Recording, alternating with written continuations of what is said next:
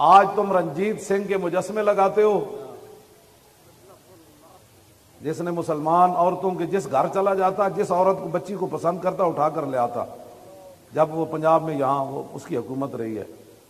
اور جو کچھ اس کے کردار ہیں، چونکہ عورتیں بھی سن رہی ہیں،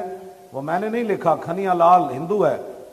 اس نے تاریخ لاہور میں یہ ساری باتیں لکھی ہوئی ہیں، ہم نے بھی نہیں لکھا، کسی مسلمان نے بھی۔ وہ مسجد وزیر خان کے میناروں پر بھی بدکاریاں کرتا تھا،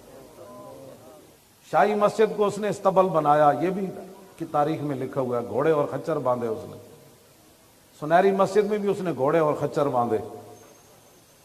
نور جہان جہانگیر خان کی بیوی اور اس کی بیٹی کی قبر اکھیڑ کر اس نے قیمتی صندوق میں اپنی بیوی اور بیٹی کو دفن کیا تھا، قبریں کھود کر ان کی لاشوں کی بھی حرمتی کر کے قیمتی صندوق بھی اٹھا کر لے گیا تھا۔ شرف النساء گورنر عبدالصمد کی بیٹی، اس کی قبر کے اندر قرآن اور تلوار موجود تھی، وہ بھی اس نے کھود کر نکال لی، اور جتنے مقبروں پر قیمتی پتھر تھا وہ سارا اتار کر امرتسر لے گیا، اور آج تم اس کی مجسمہ بنا کر شاہی قلعے میں لگا کر اور اس کے گھوڑے کے گلے میں تلوار لٹکا کر نیچے لکھتے ہو یہ شیر پنجاب ہے۔ سب کچھ بکا تھا، عزت اسلاف بھی بکی۔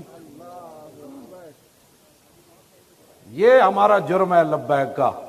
اور ہم کہتے ہیں کہ ہیرو جو ہے وہ تو انارکلی میں لیٹا ہوا ہے قطب الدین ایبک، ہیرو جو ہے وہ تو بھاٹی چوک میں لیٹا ہوا ہے داتا علی اجویری، ہاں جی، ہیرو تو چکوال موڑ کے اندر جا کر شہاب الدین محمد غوری لیٹا ہوا ہے۔ تم جن کو ہیرو بنا رہے ہوتے، آپ نے کبھی یہ سوچا ہمارے خلاف جو لوگ باتیں کرتے ہیں نا، ان کو دنیا میں بھی حساب دینا ہوگا اور آخرت میں بھی دینا ہوگا۔